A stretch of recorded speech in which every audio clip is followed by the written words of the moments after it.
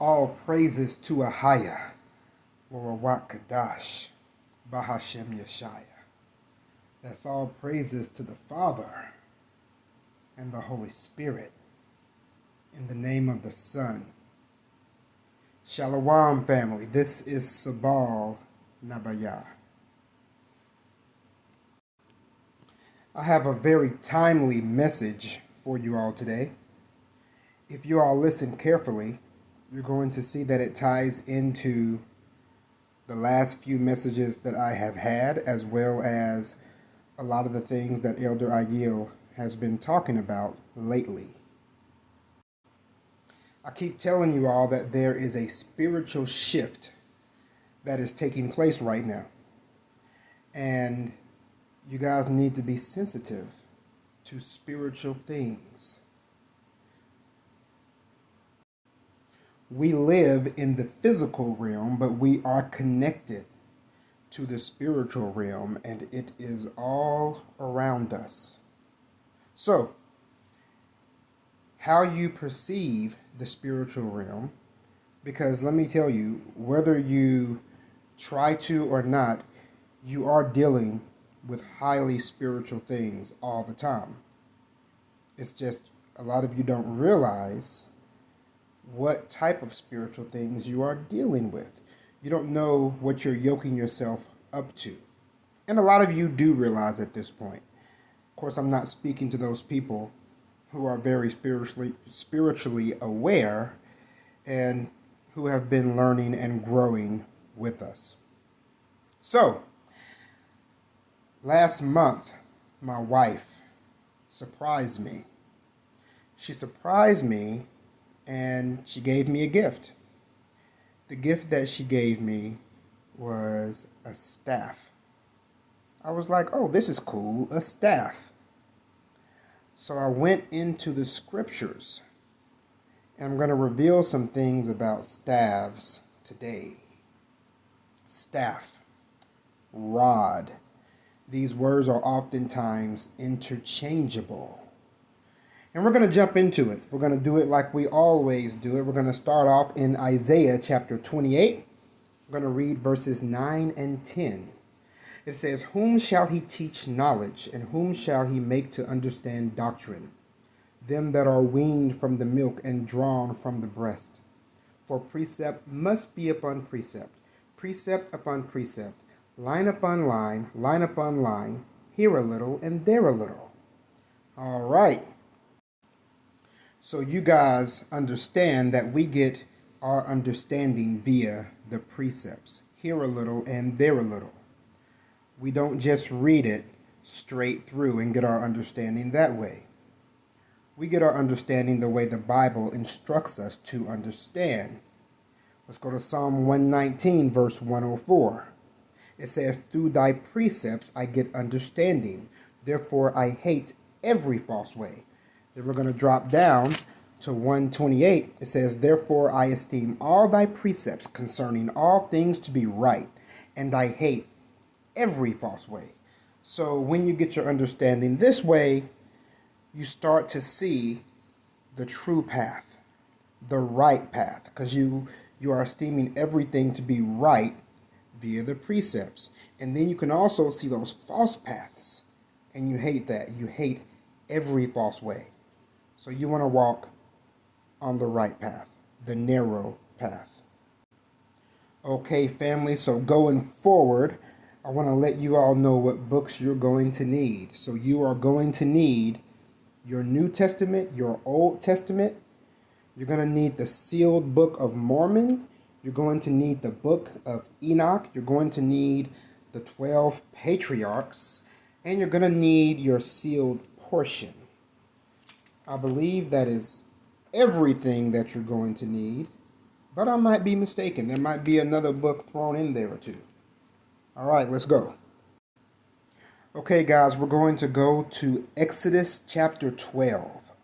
That's Exodus chapter 12, and we're going to read verses, let's see. Let's start at verse 8. And we're going to read all the way through to verse 12. We're going to read verses 8 through 12. This is concerning the Passover. You guys know we've done lessons on the Passover in the past. But this time we're going to focus on something within that. So we're going to read, again, we're going to start at verse, what did I say? We're going to start at verse 7. Nope, we're going to start at verse 8. We're going to start at verse 8 and we're going to read through verse 12. All right.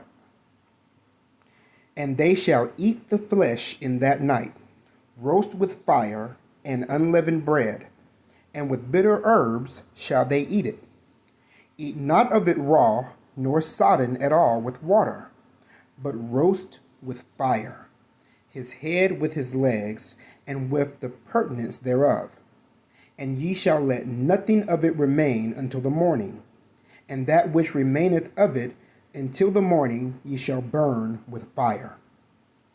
And thus shall ye eat it, with your loins girded, your shoes on your feet, and your staff in your hand.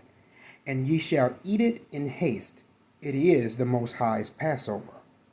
For I will pass through the land of Egypt this night, and will smite all of the firstborn in the land of Egypt, both man and beast, and against all the gods of Egypt I will execute judgment. I am the Most High. Okay, so in verse 11, he says that you're going to eat it with your loins girded, with your shoes on your feet, and your staff in your hand, and you shall eat it in haste. So that means your staff is in your hand, your staff is at the ready. If you're taking notes, and you should be, you should have your pen and your paper. I want you to write down next to that verse, next to verse 11, I want you to write down the word sustenance. Next to the word sustenance, I want you to write the word sustain. And we're going to revisit that a little bit later. But for right now, I want you to think about the fact that, this is the night of the Passover. You got this spirit coming through to smite all the firstborn in the land of Egypt. But while you're eating this meal, it says to have your staff in your hand. That means have your staff in your hand, have your staff at the ready. We're going to revisit that. All right. Now let's go to Judges chapter 6. And we're going to read verses. Let's just read verse 21. Judges chapter 6, verse 21. It says, Then the angel of the Most High put forth the end of the staff that was in his hand, and touched the flesh and the unleavened cakes. And there rose up fire out of the rock, and consumed the flesh and the unleavened cakes. Then the angel of the Most High departed out of his sight. Okay, so now I want you to write down next to that verse, I want you to write down that the angel wielded a staff. I also want you to write down on earth as it is in heaven.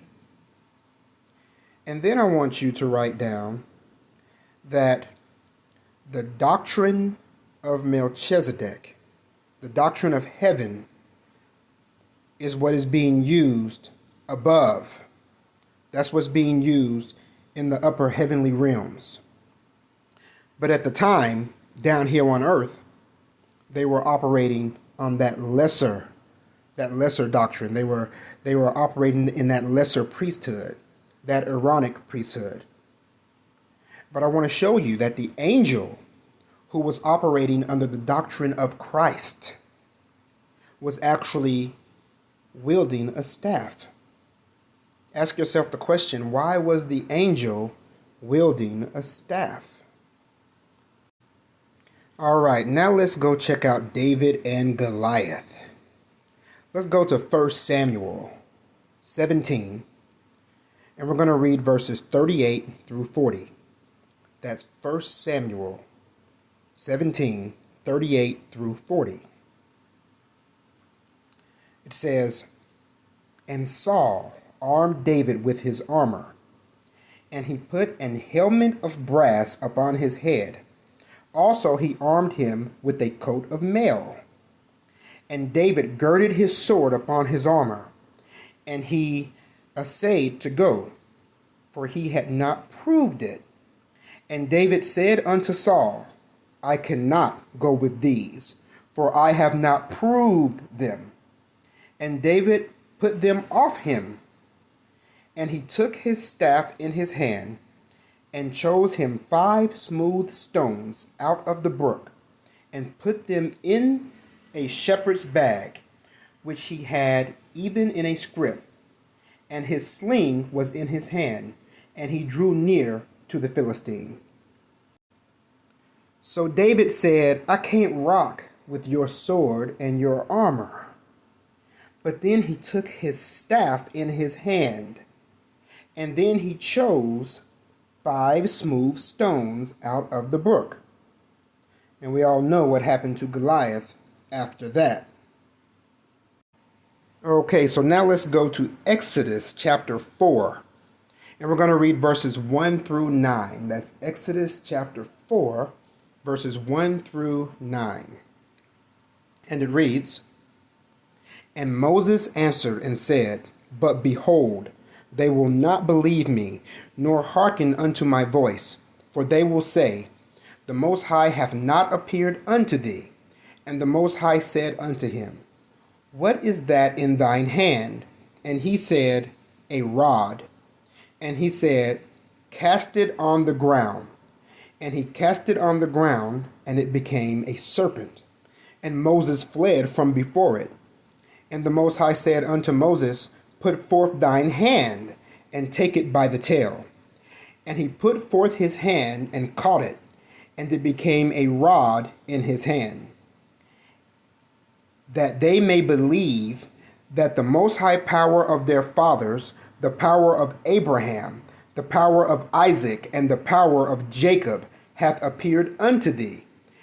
And that the Most High said furthermore unto him, Put now thine hand into thy bosom. And he put his hand into his bosom. And when he took it out, behold, his hand was leprous as snow. And he said, Put thine hand into thy bosom again.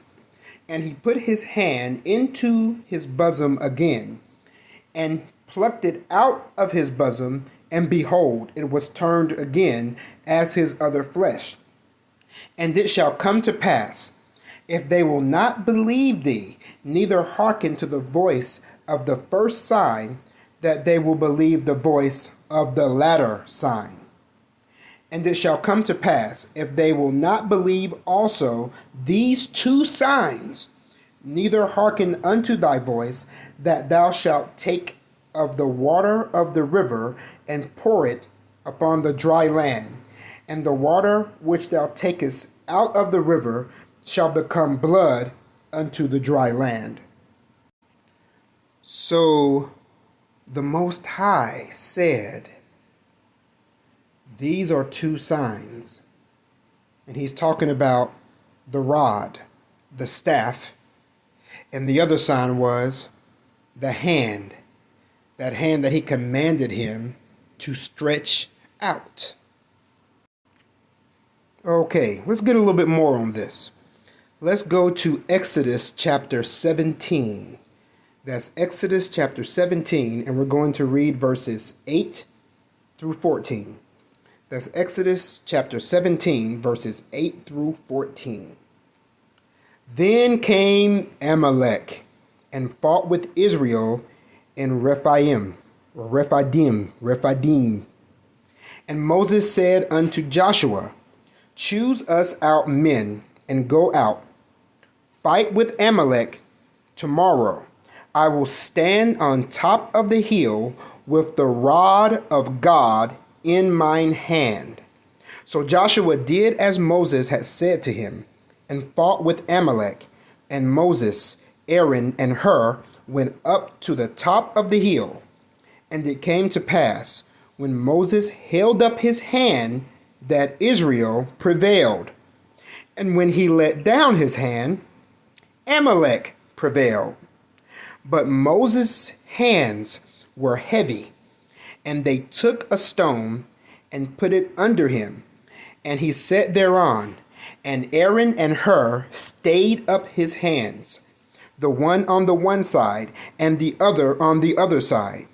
And his hands were steady until the going down of the sun. And Joshua discomfited Amalek and his people with the edge of the sword. And the Most High said unto Moses, Write this for a memorial in a book, and rehearse it in the ears of Joshua. For I will utterly put out the remembrance of Amalek from under heaven. Did y'all hear that? So when Moses held the staff and his hands up, Israel prevailed. But when he let his hands down, Amalek prevailed. Y'all better get y'all hands up. Don't worry. We're going to get into this some more. Can't help it. So now that we all understand that the staff and the hand were symbols of power, let's take a look at Elisha and the Shunammite woman. Let's go to 2 Kings chapter 4. And we're going to start reading at verse 29. That's 2 Kings chapter 4. And we're going to start reading at verse 29. And let's read all the way to, let's see. I don't know how far we want to read to. Let's see. Let's read all the way to, well, you know what? Let's just start reading, and where we stop, we'll stop.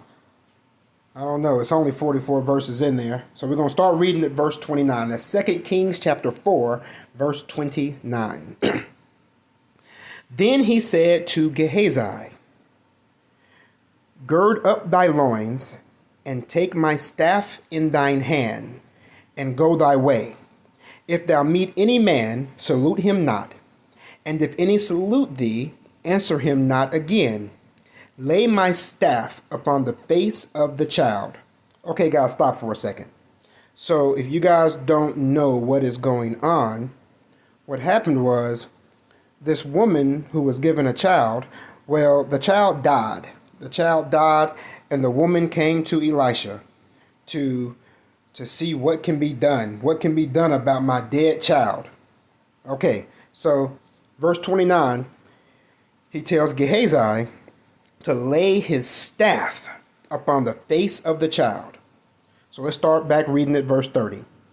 And the mother of the child said, As the Most High liveth, and as thy soul liveth, I will not leave thee. And he arose and followed her.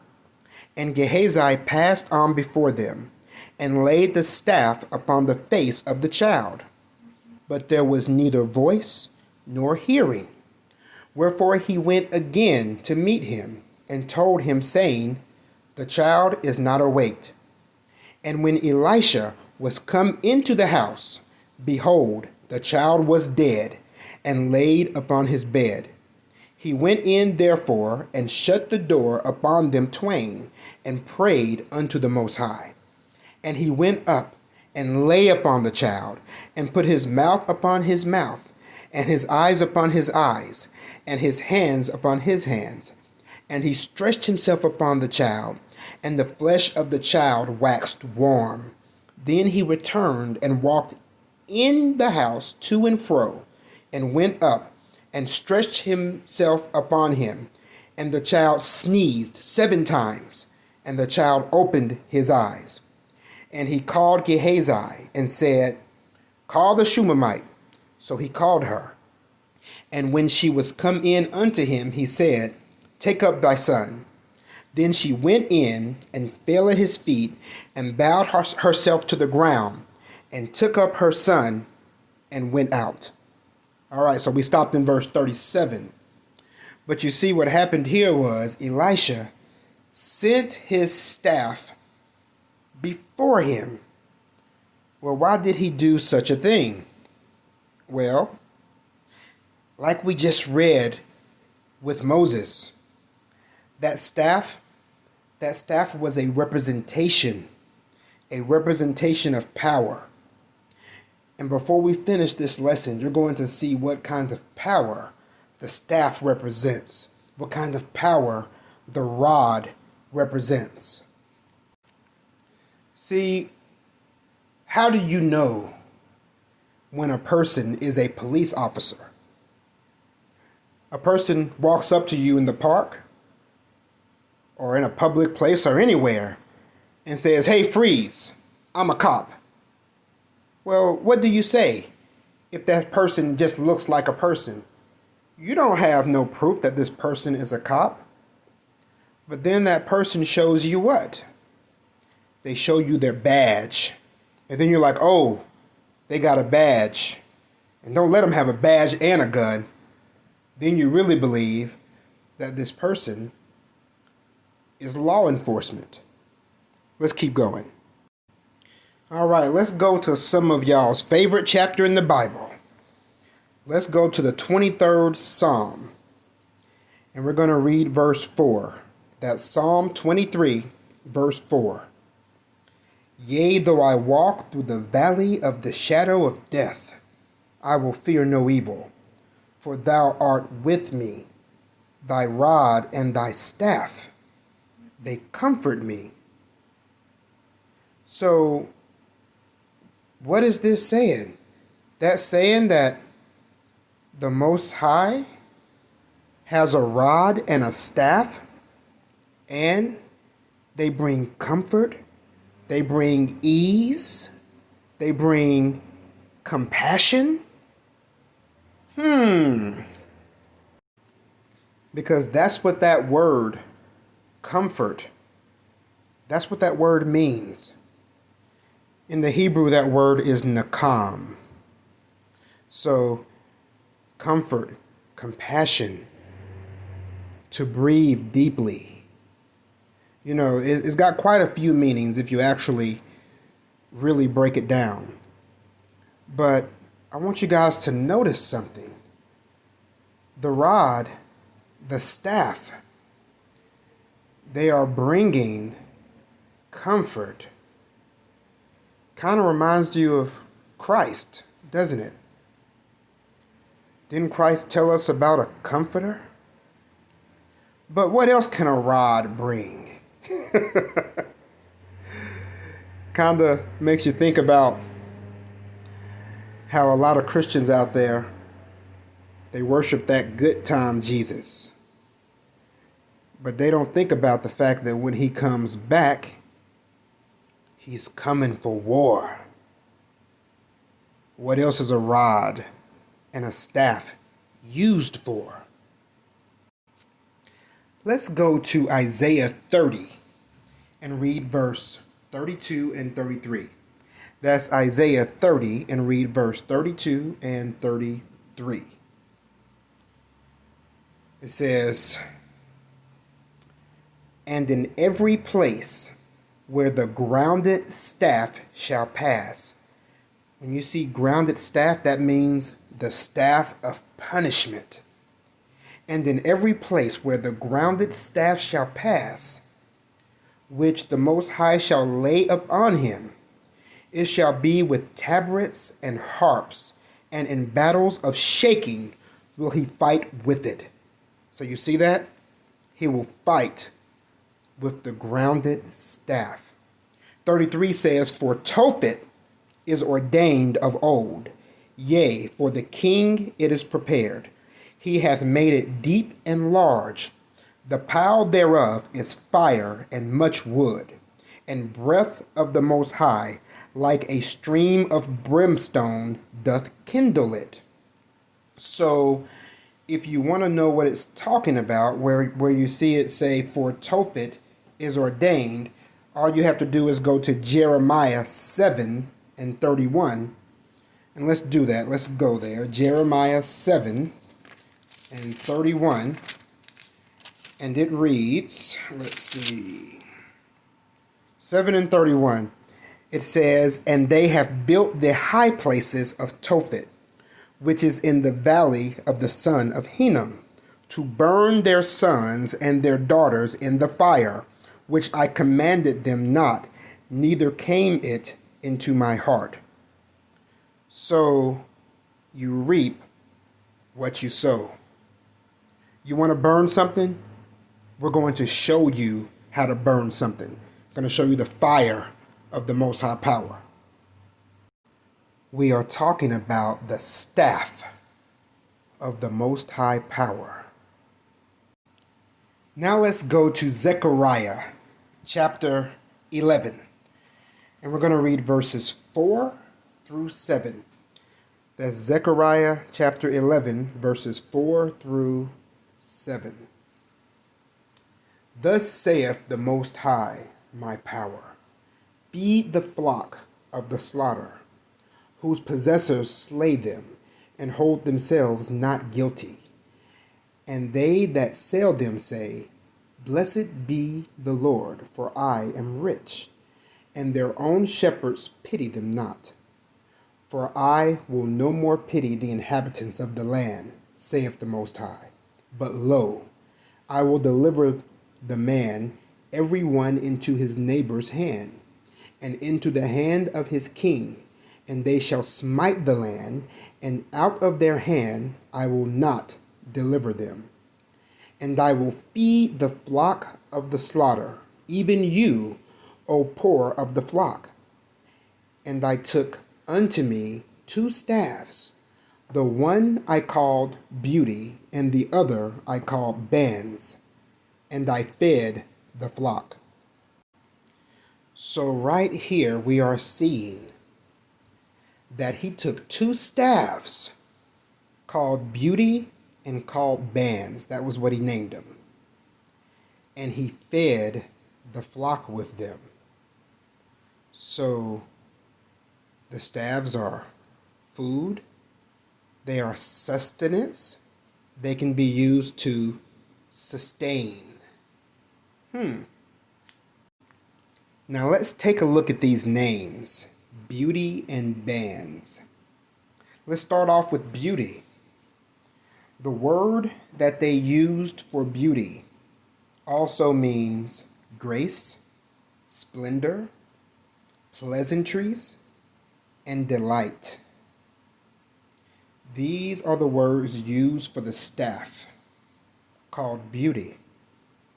And the one they call bands, very peculiar because here it's obviously a noun because it's a name.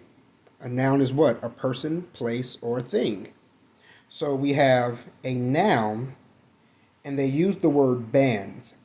But the word that they actually used in the Hebrew is all verbs that basically mean to wind tightly as a rope.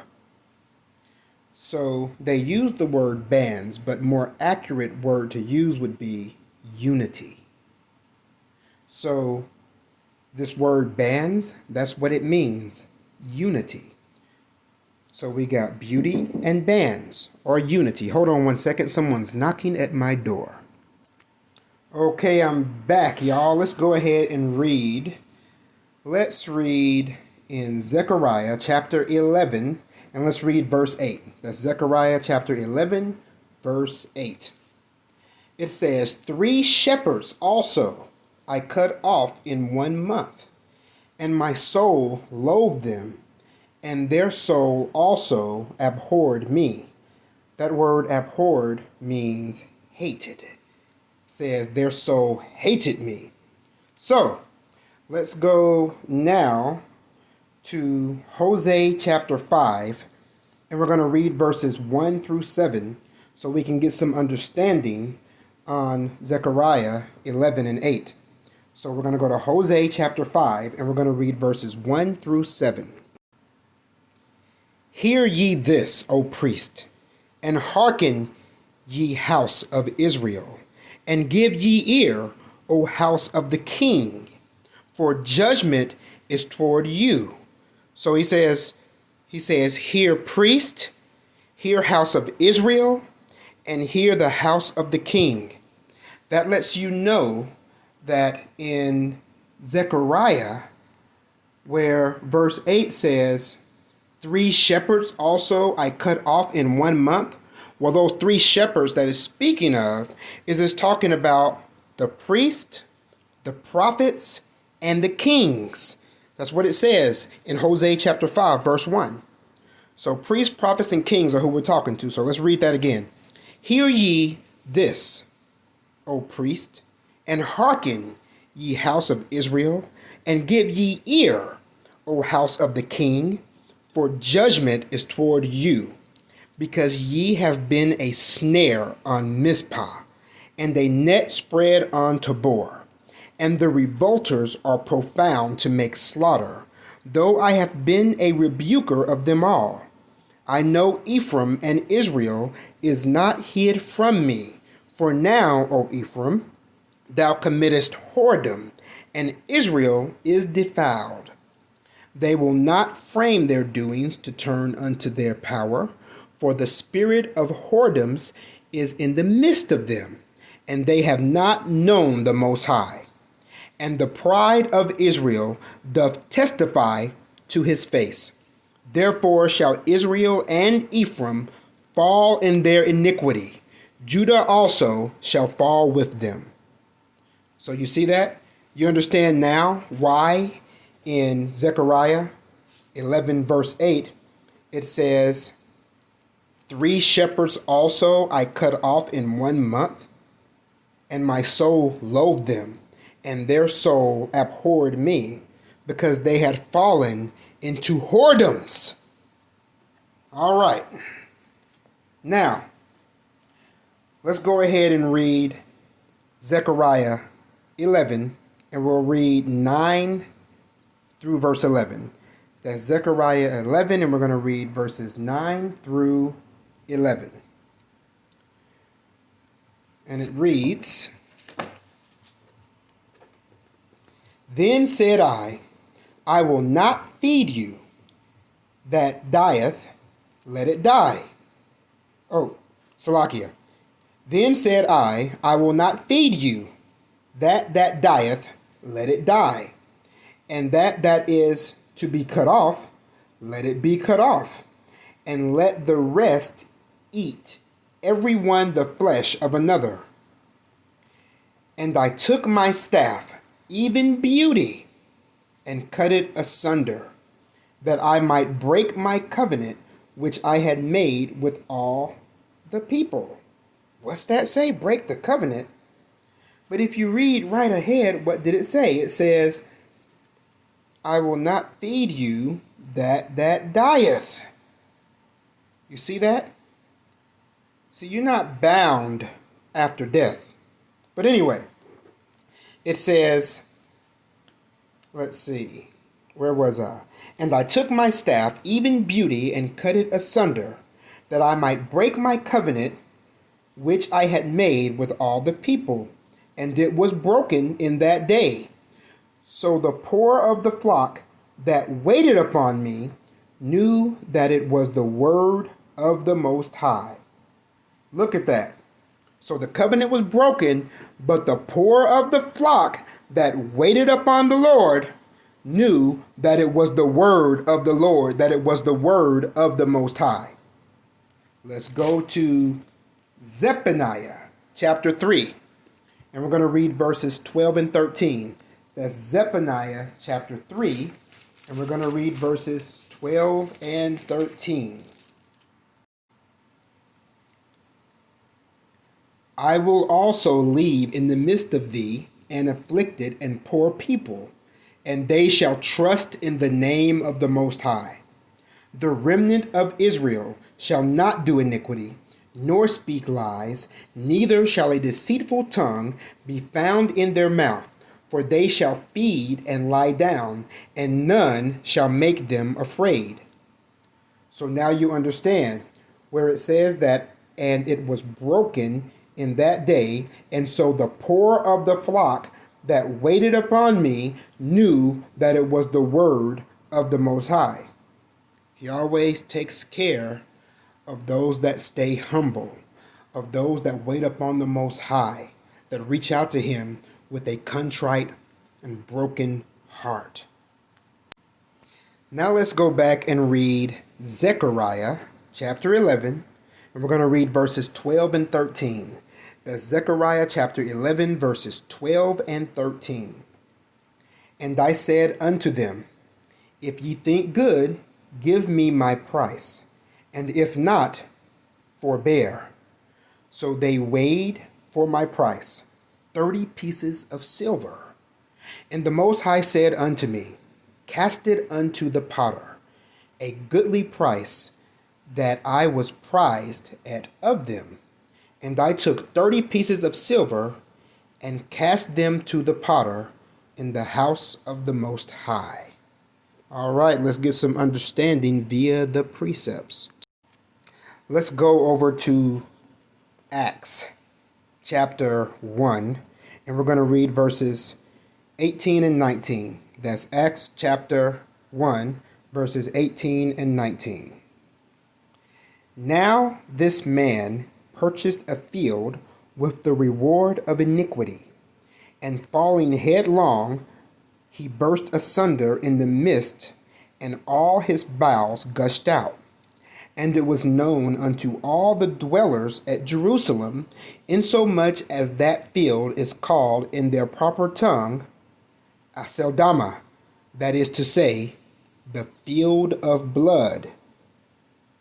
You see that? The field of blood. Now, let's go to the book of Matthew, chapter 27.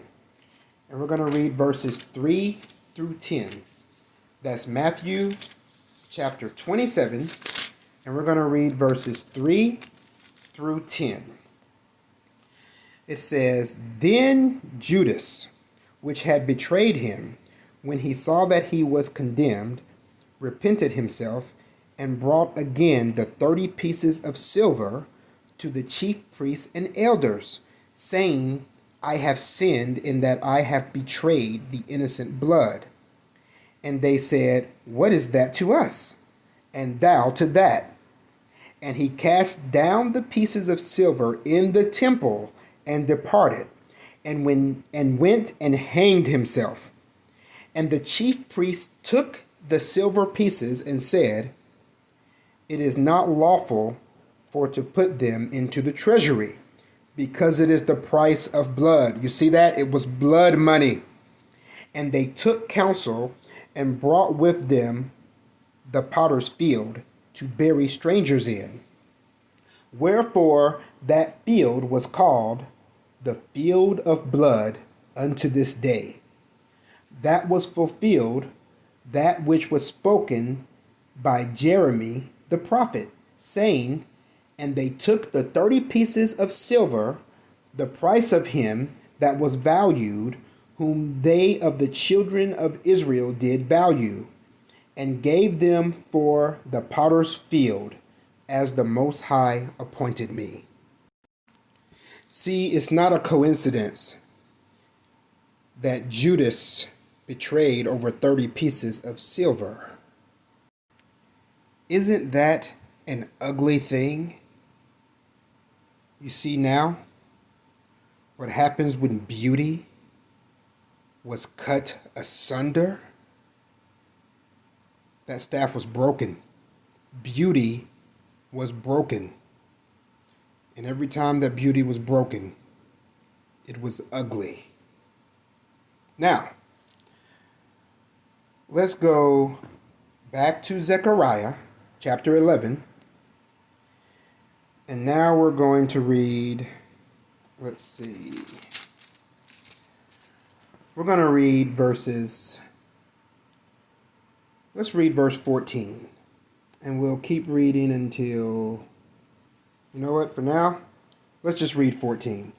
14 says, Then I cut asunder mine other staff, even bands, that I might break the brotherhood between Judah and Israel. Look at that. Somebody say the split between Israel and Judah.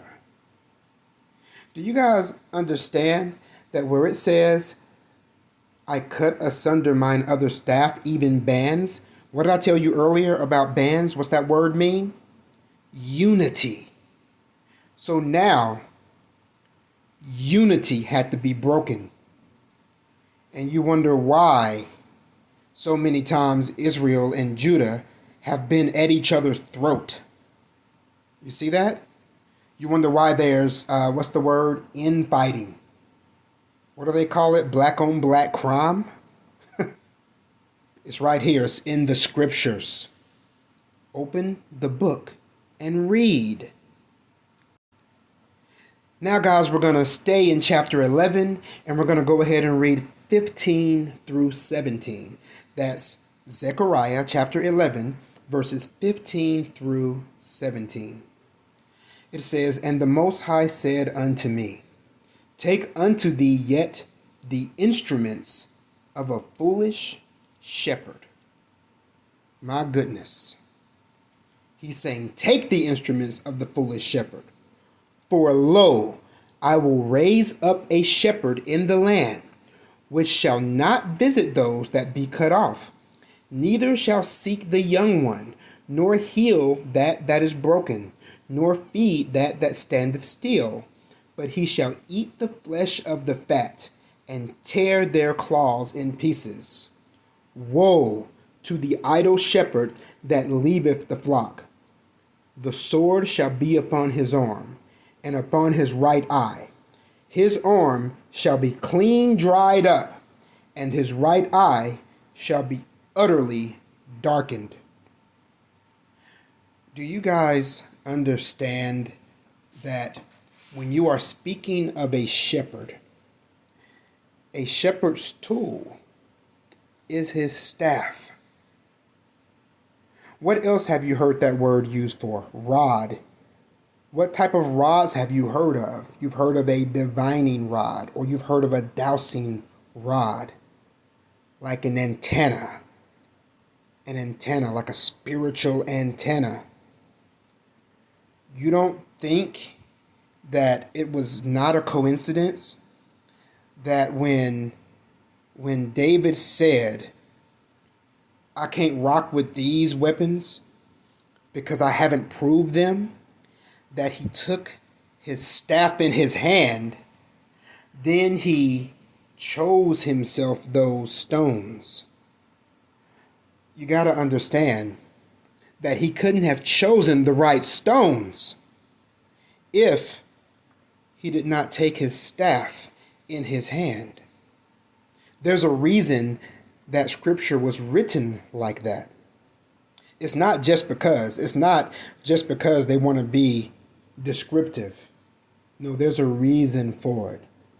There's a purpose behind him wielding that staff when he chose those stones. Let me show y'all something. Let's go over to the Testament of Levi. That's the Testament of Levi in the 12 Patriarchs. And we're going to go to chapter 8. That's the Testament of Levi, chapter 8. And let's read verse 5. The Testament of Levi, chapter 8, verse 5. I'm reading out of the pseudepigrapha of the Old Testament, volume 2. But if you don't have that, you can use any of the testaments of the 12 patriarchs that has been translated by R.H. Charles. Some places it says Robert Henry Charles. Anyway, here we go. Testament of Levi, chapter 8, verse 5. And the first anointed me with holy oil, and gave to me the staff of judgment. The second washed me with pure water, and fed me with bread and wine, even the most holy things, and clad me with a holy and glorious robe. Now, we've gone over these scriptures before in other lessons, but what I want to point out is that he gave him a staff of judgment. You see that? The staff was no ornamental tool, not to the Hebrews. It was more than that. Remember, we read earlier that even angels use staffs. The angel had a staff, and he used it. But I guess the question that we want to be asking, we follow Christ, right? We follow Yeshua, the Hamashiach. Does he have a staff? Let's go to the book of Enoch, chapter 90. The book of Enoch, chapter 90. Of course, I'm reading R.H. Charles' version. But the book of Enoch, chapter 90. And we're going to read verse 15. That's Enoch 90, verse 15. And I saw till the Lord of the sheep came unto them, and took in his hand the staff of his wrath, and smote the earth. And the earth clave asunder, and all the beasts and all the birds of the heaven fell from among those sheep, and were swallowed up in the earth, and it covered them. Well, look at that. I done told y'all that when he comes back, he's coming for war. Enoch prophesied of Christ. Let's stay in the book of Enoch, and let's go to chapter 48. And we're going to read verses 3 and 4. That's Enoch 48, verses 3 and 4. Yea, before the sun and the signs were created, before the stars of the heaven were made, his name was named before the Lord of spirits. He shall be a staff to the righteous, whereon to stay themselves and not fall. And he shall be the light of the Gentiles, and the hope of those who are troubled of heart. Do you see that? He done told y'all that he's the what? The way, the truth. It's all in here. Christ in himself is a staff. You see that? It says, whereon to stay themselves and not fall. To stay, that word stay means to support themselves and not fall. I'm trying to show y'all how important the staff is.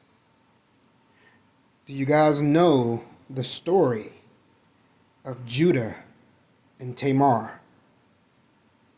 I'm sure you guys know that story.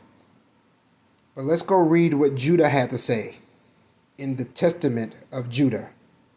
Let's go to the Testament of Judah, chapter 15, and we're just going to read verse, let's read verse 3. The Testament of Judah, chapter 15, verse 3.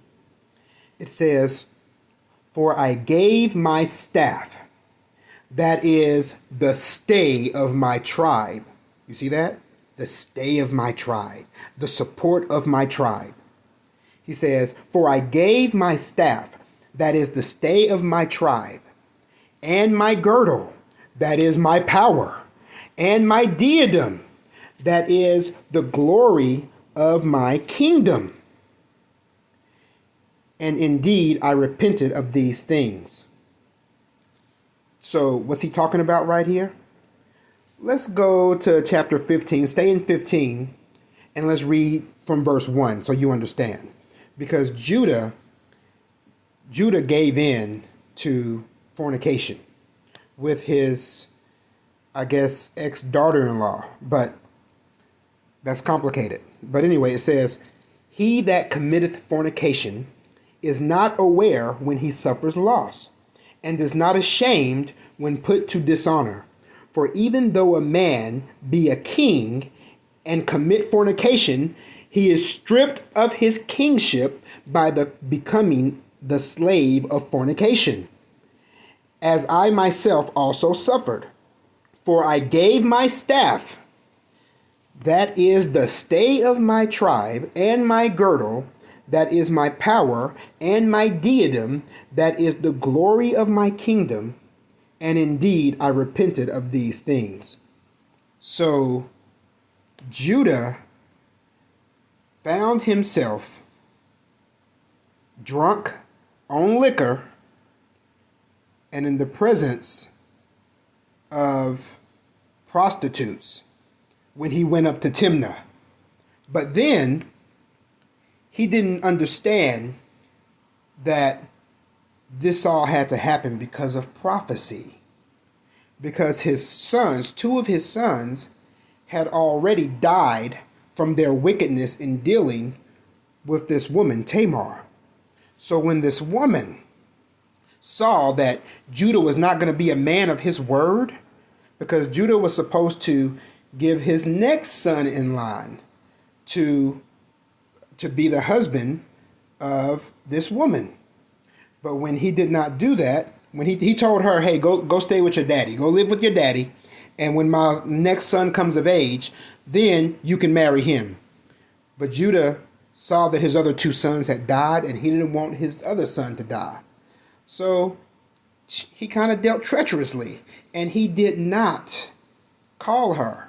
So when she found out that he was going on the road to Timnah, she dressed up like a whore, covered herself in a veil, and met him on the road. And Judah laid with that woman, and twins were born from that. And you know, from one of those twins would come the lineage that would lead to our Savior, to Yeshua, when he was born in the flesh. Isn't that something? He didn't come through Judah's firstborn, or even his secondborn, or even his thirdborn, but he had to come through Judah's shame. See, people don't get it. They don't understand that Christ, he had to come every way through the lowest of the low, born in the ghetto called Bethlehem. What? Y'all aren't understanding me. We just went through all of that so you can understand that Judah said that his staff was the stay of his tribe. This was a symbol of the support of his tribe, of the power of his tribe. And we're not talking about the tribe of Judah, because it was just Judah at that point. He hadn't been made into a great tribe yet. But this was the stay of the Hebrews. This was a Hebrew thing. Hebrews operated with staffs.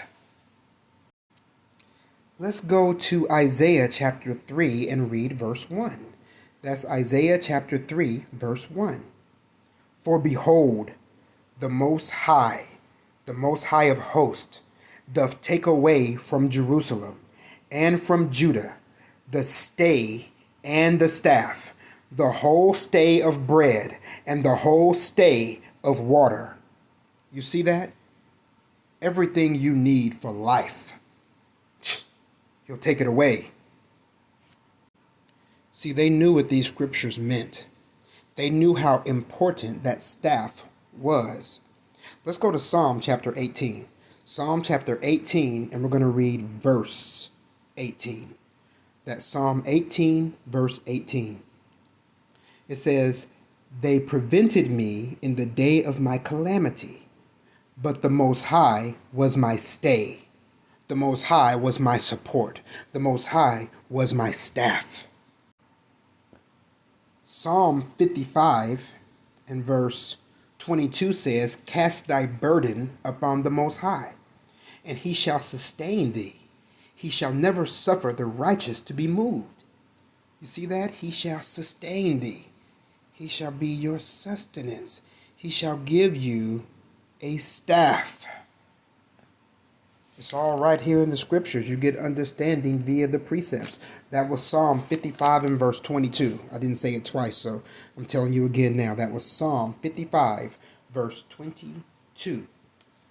Now let's go to Isaiah chapter 59, and we're going to read verse 16. That's Isaiah chapter 59, and we're going to read verse 16. And it says, "And he saw that there was no man, and wondered that there was no intercessor. Therefore his arm brought salvation unto him, and his righteousness it sustained him." Uh-oh. Do you see that? His arm brought salvation. What? His arm brought Christ, and his righteousness it sustained him. Do you see that? Over and over again, we're starting to see that the staff is a symbol of power. The staff is the symbol of the Most High's arm. Why do you think that over and over again we keep seeing that? The combination of the staff and the arm, and its sustenance, its food, its water, its support, its life. What? And the angels, the spirits, Enoch calls Christ the Lord of the spirits. The Lord of the spirits. So he's their staff as well. He's their support as well. As a matter of fact, let's go there. Let's go to the book of Enoch, chapter 69. We're going to read verses 22 through 24. That's the book of Enoch, chapter 69, verses 22 through 24. "And in like manner, the spirits of the water, and of the winds, and of all zephyrs, and their paths from all the quarters of the winds. And there are preserved the voices of the thunder in the light of the lightnings. And there are preserved the chambers of the hail, and the chambers of the hoarfrost, and the chambers of the mist, and the chambers of the rain and the dew. And all these believe and give thanks before the Lord of spirits, and glorify him with all their power. And their food is in every act of thanksgiving. They thank and glorify and extol the name of the Lord of spirits forever and ever." You see that? It says, and their food and their sustenance. What? They're thankful. They praise him. Do you see this? He is their staff as well. He is the Lord of the spirits. And Enoch just told you that there are spirits in the water, in the winds, in the ice and lightnings and light, all of that. All of this whole world is being controlled by spirits. And he is the Lord of the spirits. So with that understanding, let's go to Exodus chapter 14. And we're going to read verses 16 through 21. That's Exodus chapter 14, verses 16 through 21. "But lift thou up thy rod, and stretch out thine hand over the sea, and divide it. And the children of Israel shall go on dry ground through the midst of the sea. And I, behold, I will harden the hearts of the Egyptians, and they shall follow them. And I will get me honor upon the Pharaoh, and upon all his hosts, upon his chariots, and upon his horsemen. And the Egyptians shall know that I am the Most High, when I have gotten me honor upon Pharaoh, upon his chariots, and upon his horsemen. And the angel of Ahiah which went before the camp of Israel, removed and went behind them. And the pillar of the cloud went from before their face and stood behind them. And it came between the camp of the Egyptians and the camp of Israel, and it was a cloud and darkness to them, but it gave light by night to these, so that the one came not near the other all the night. And Moses stretched out his hand over the sea, and the Most High caused the sea to go back by a strong east wind all that night, and made the sea dry land, and the waters were divided. So Moses lifted up his staff, his rod, stretched forth his hand, and commanded the sea to be parted. But how did he do that? He did that by, you know what? Let's just read it. I'm going to show you how he did it. Let's go to the sealed Book of Mormon. And we're going to go to page 47. And we're going to read chapter 3, verses 54 and 55.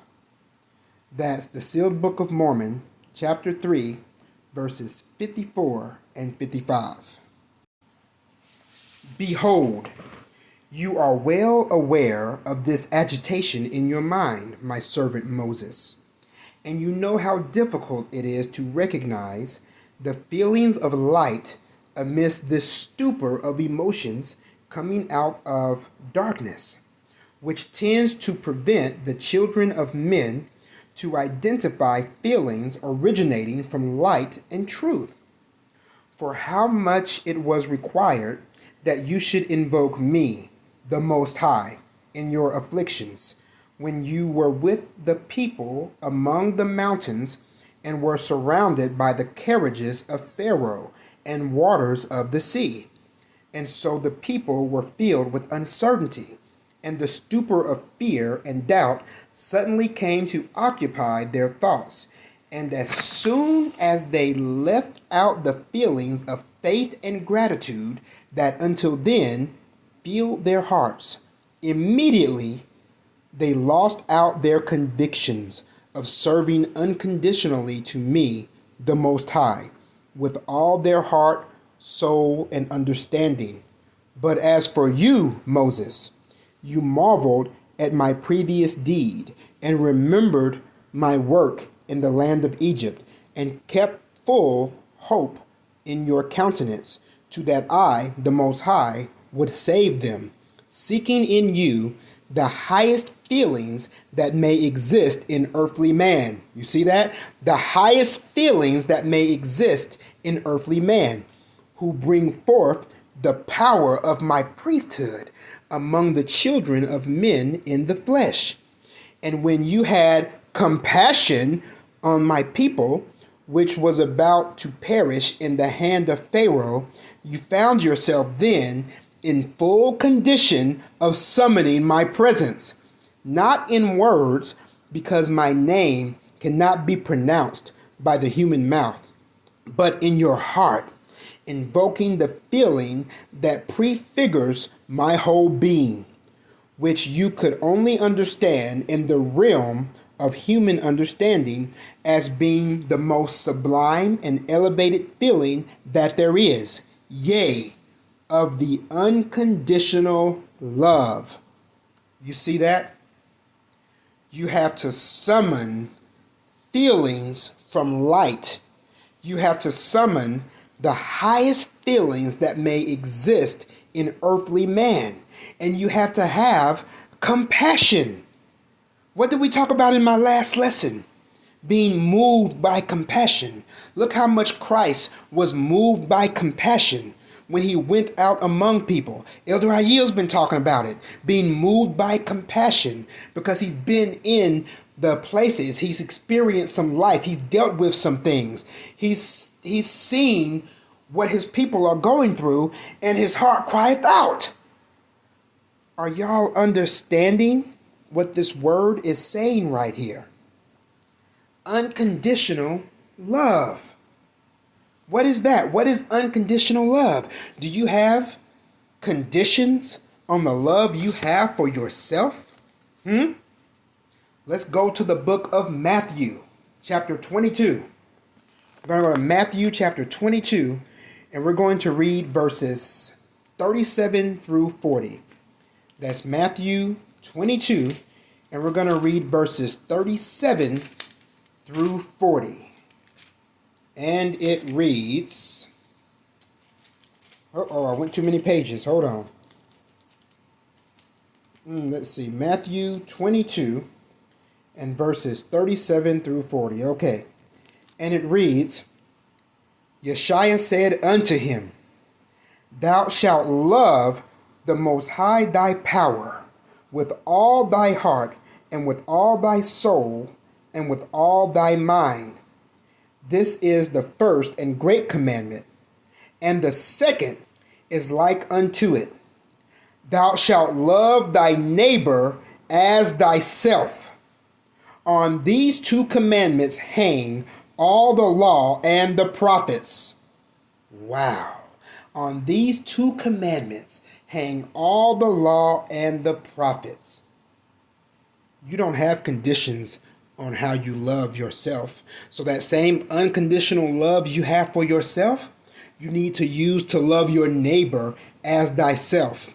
You need to summon the highest feelings that man can have, and then you need to command the elements like Moses did. What?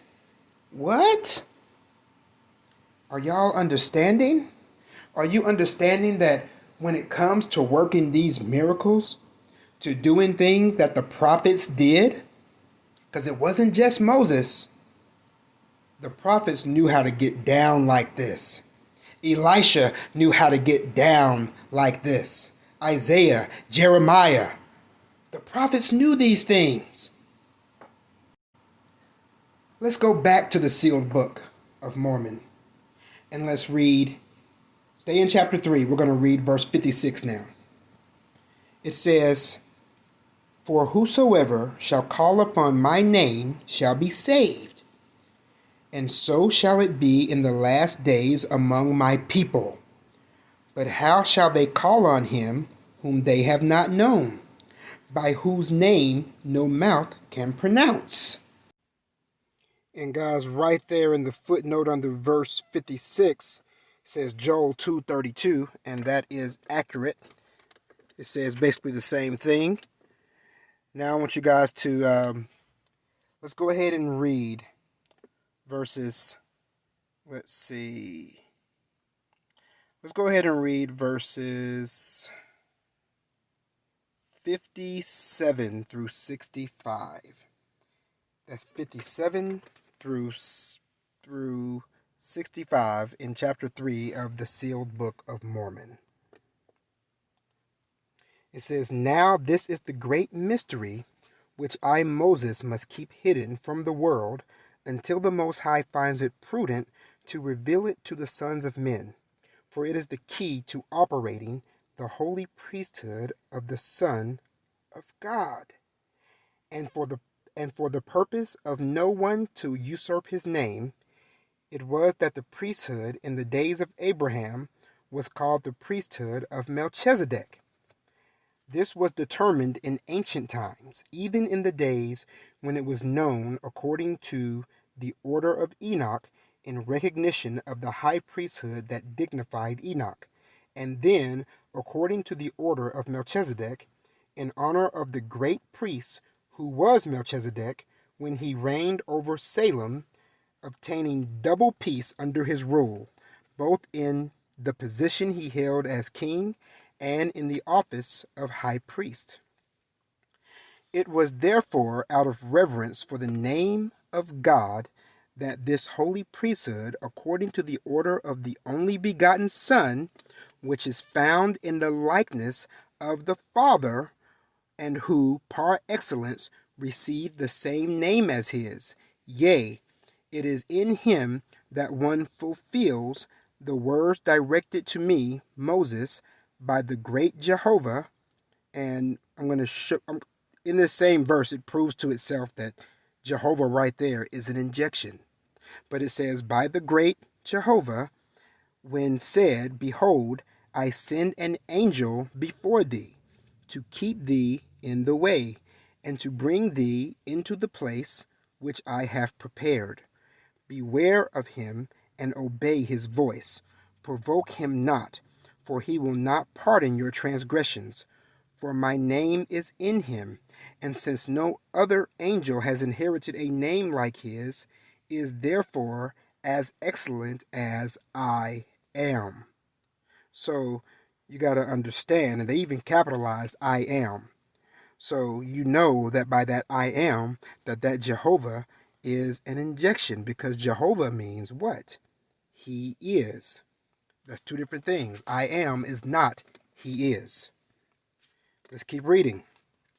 This is therefore the key to the priesthood and the mystery that will be sealed in this book until the time of the end, because there is nothing more sacred to be revealed to men in the flesh than this knowledge, that the name of God can be invoked in their hearts, and that no one cannot evoke the powers of the heavens in the holy priesthood of the Son of God, unless it be through sentiments derived from the love of the only begotten Son of the Father, each one corresponded to his ministry, because to some, as the Spirit leads, produce sundry feelings which we call God's gifts.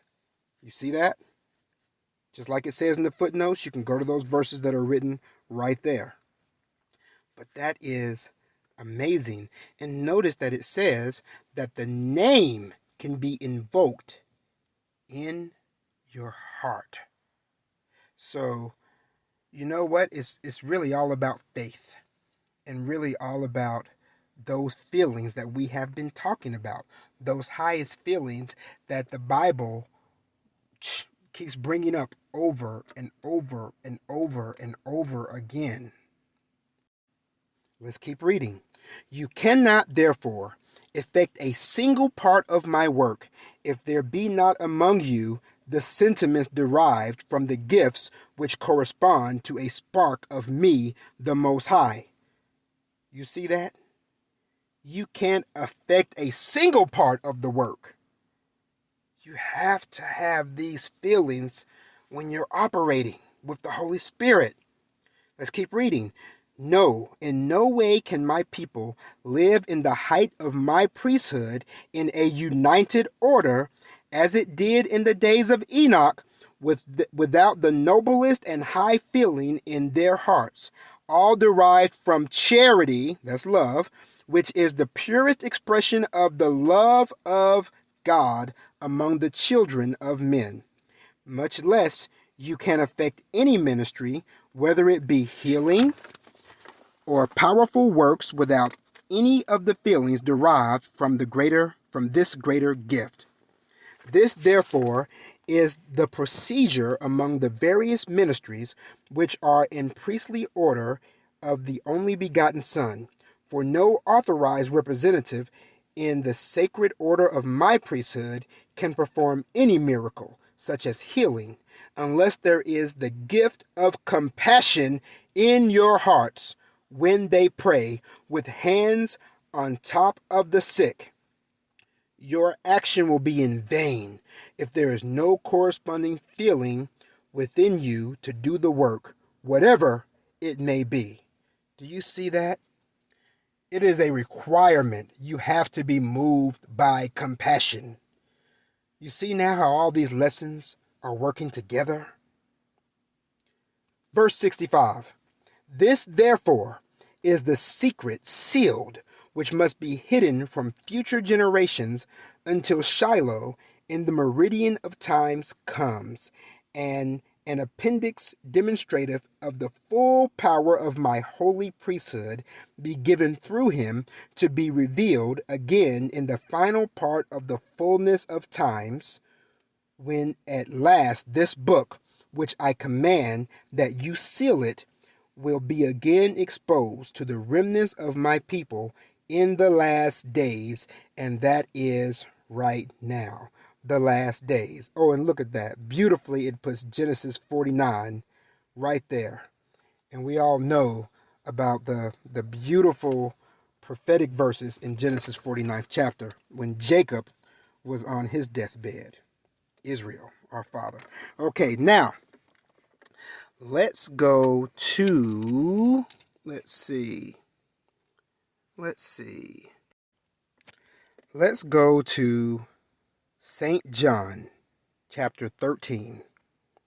And let's read verses 8 through 16. That's John chapter 13, verses 8 through 16. It says, Peter saith unto him, Thou shalt never wash my feet. Yeshua answered him, If I wash thee not, thou hast no part with me. Simon Peter saith unto him, Lord, not my feet only, but also my hands and my head. Yeshua saith to him, He that is washed needeth not save to wash his feet, but is clean every whit. And ye are clean, but not all. For he knew who should betray him. Therefore said he, Ye are not all clean. So after he had washed their feet, and had taken his garments, and was set down again, he said unto them, Know ye what I have done to you? Ye call me Master and Lord, and ye say well, for so I am. If I then, your Lord and Master, have washed your feet, ye ought to wash one another's feet. For I have given you an example, that ye should do as I have done to you. Verily, verily, I say unto you, the servant is not greater than his Lord, neither he that is sent greater than he that sent him. All right, so we read that in St. John. Now I want to show you what was left out. Let's go to the sealed portion, and we're going to read chapter 56, verses 71 through 76. That's the sealed portion, 56, 71 through 76. Okay, let's see. 71 through 76. And Simon Peter saith unto him, Lord, not my feet only, but also my hands and my head, because my hands have done not the works of righteousness, and my head hath not thought always of the example that thou hast shown unto me. And Yeshua saith unto him, He that is washed needeth not save to wash his feet, but is clean every whit. For the feet are those that have carried you forth from the works that ye have done in your past. And your former sins have been forgiven you, and shall come no more against you. If it is so, be that ye follow in cleanliness the path that I have set before you, and ye are clean, but not all. For he knew who should betray him. Therefore said he, Ye are not all clean. So after he had washed their feet, and had taken his garments, and was set down again, he said unto them, Know ye that what I have done to you? Ye call me Master and Lord, and ye say well, for so I am. If I then, your Lord and Master, have washed your feet, ye also ought to wash the feet of one another, even that ye should support one another in your tribulations, as I have supported you. For I have given you an example, that ye should do as I have done to you. Verily, verily, I say unto you, the servant is not greater than his Lord, neither is he that is sent greater than he that sent him. For we are all, every one of us, equal to the Father. So, when you see that, look at verse 75. Even that ye should support one another in your tribulations as I have supported you. You see, when Judah said that the staff was the stay of his tribe, the support of his tribe, that was a symbol not only of the Most High, but that's a symbol of how we should be to each other. We should be a support to each other. We should be a staff to one another. Do you see that? Do we comprehend that? Okay, family, now let's go to the first book of Adam and Eve. The first book of Adam and Eve, chapter 60. I'm going to go to chapter 60, and we're going to read, let's read verses 1 through 2, 1 and 2. It says, Then on the 89th day, Satan came to the cave, clad in a garment of light, and girt about with a bright girdle. In his hands was a staff of light, and he looked most awful, but his face was pleasant, and his speech was sweet. You see that? Satan came, and in his hands he had a staff of light. Kind of makes you think of Star Wars, doesn't it? Now, stay in that same chapter and drop down to verse 20. It says, Then Ahiah said unto me, Fear not, when thou findest him, smite him with the staff that is in thine hand, and be not afraid of him, for thou art of old standing, and he shall not prevail against thee. So there you have it. My wife said about these verses, Ama, she says, it's like Darth Vader and Luke Skywalker, except in here you had Satan looking like the good guy with the light. You know, they take everything from the scriptures anyway. Just thought I'd add that tidbit on the end of this lesson about the staff. I hope you guys understand how really that staff is an important symbol. So yeah, guys, we all should get ourselves a staff, because that staff is a symbol. Like I said earlier, just like the cop has the badge on his badge, you know he's a cop because of that badge. Let me show y'all something. I got another scripture for you. Let's go to the book of Mark. Let's go to Mark chapter 6, and let's read verses 7 and 8. That's Mark chapter 6, verses 7 and 8. Let me show y'all something. It says, And he called unto him the 12, and began to send them forth by 2 and 2, and gave them power over unclean spirits, and commanded them that they should take nothing for their journey, save a staff only, no scrip, no bread, no money in their purse. Do y'all see that? He said, don't take nothing but your staff. Take the symbol of your power. Take note that this is not in what the world calls the Old Testament. This is not them operating under Aaron. This is them operating under Christ. This is the order of Melchizedek. This is the order, the doctrine of Christ. And he said, take nothing except your staff. Men, if you don't have a staff, get you one. Get you one. Because Christ said, take nothing save a staff only. I hope you guys have been blessed by this. I hope you understand that staff without those high feelings, without that compassion, without that mercy, without that faith, ain't nothing but a stick. All praises to Ahaya, Warawak Kadash, Bahashem Yeshaya.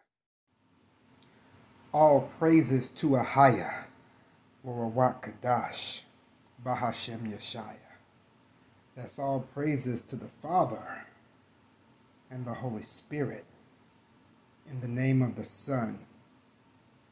Shalom, family. This is Sabal Nabayah. I have a very timely message for you all today. If you all listen carefully, you're going to see that it ties into the last few messages that I have had, as well as a lot of the things that Elder Ayil has been talking about lately.